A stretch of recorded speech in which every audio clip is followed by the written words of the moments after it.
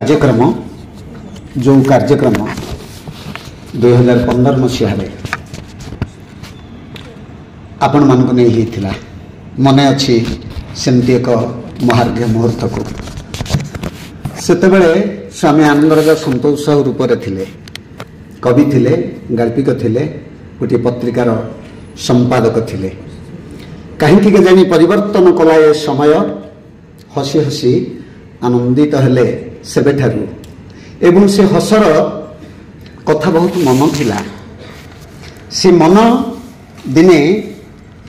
मनमन्ना भाव चेतना को परिवर्तित होला जोति पाई संतोष दिने आनंद को परिवर्तन होगा को बाध्य होला एमानक पाई जो माने विषाद को दुख को संताप को सत्यानाशक परी मनुष्य नाश करदेवा जन्म नियंती अज्ञान को ज्ञान रे परिवर्तन करी पुनश्च प्रज्ञान चेतना को नवापाई संतोष को स्वामी आनंदराजा सजई दियंती कि कहबी आउ संक्षिप्त भाव रे कि कहबी आउ ज्ञान होता भाव कि कहबी आउ ज्ञान होता भाव हसकी रहिबो दूरे जेते संताप दुख मनस्ताप सत्यानाश दूर करे कि कहबी आउ ज्ञान होता भाव हसकी रहिबो दूरे जेते संताप दुख मनस्ताप सत्यानाश दूर करे अनंत जनांक कवितार भ्रष्ट नेतांकर मुंड टीणा अनंत जनांक कवितार भ्रष्ट नेतांकर मुंड टीणा ब्रज सुबुद्धिंक विविध कविता ब्रज सुबुद्धिंक विविध कविता शुणी बुद्धि हुए बणा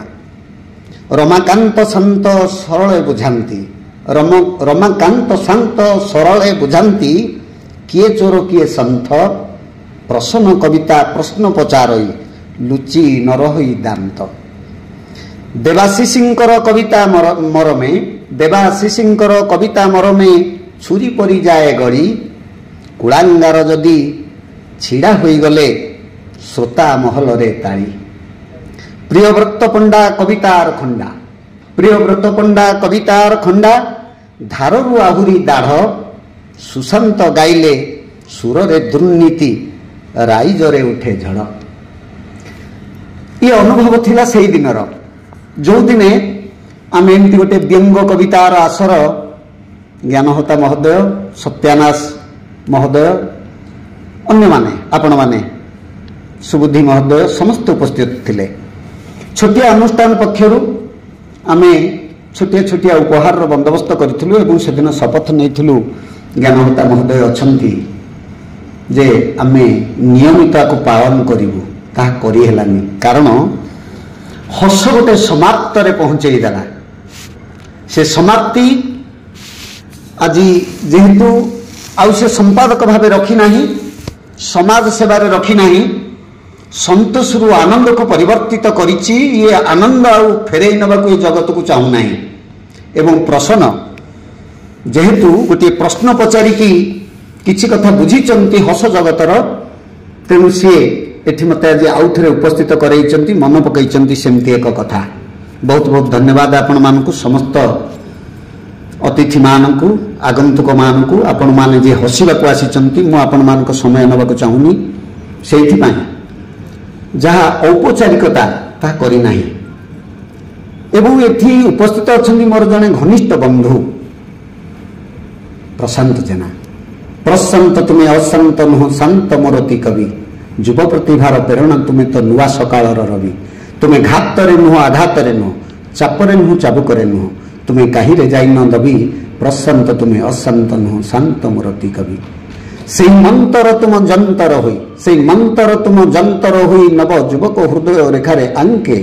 तुम प्रतिबिंब छवि प्रशांत तुम्हें अशांत नुह शांत मोरती कवि से मोर बंधु किछ कथा कहती आज भी कहबेनि आपण माने देखिए से अतिथि कि प्रथम थरक मंच में बसचंती मोर बहुत दिन बंधु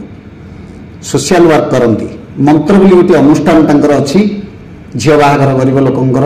के मेडिकल रे पड़िले सेवा गोरु गाईंकर जदि रोग जंत्रणा किछि हला संध कोठी पड़गले तांकर सेवा गोशाला सेवा वृद्धाश्रम मान को जाई सेवा ए सब से लुकायत भाव में करती और निजर परिचय न दे यहाँ गोटे बड़ विस्मय कथा मुझे खोलिली से मत मना करते आज भी से कथा कहले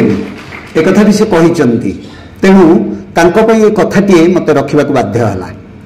आउ जड़े ये विस्मयकर मनीष अच्छा जी पूर्णचंद्र जो रहिबे रमाकांत जो रहिबे प्रसन्न जो रहिबे ज्ञान जो रहिबे सत्यानाश जो रहिबे आपण माने सेठी संतोष रहिबो आनंद रहिबो एवं पूर्णचंद्र तो निश्चय हो नहबार किसी बाट नहीं एवं पूर्णचंद्र महोदय संपर्क में जदि आपण जानिबा को चाहुचंती तबे तंकर नाटक देखंतु बहुत नाटक रचना करिसंती एवं गोटे हृदयवान मनुष्य एते सुंदर मनुष्यटीए जी गोटे चमत्कार कथा को ग्रहण करिसंती जहाँ तंकर चरित्र आचरण आम अनुभव करुचु श्रीमद् भगवत गीता गोटे कथा कही से कथा कि हूँ लोक संग्रहम कर्म लोक संग्रहम कर्म अर्थ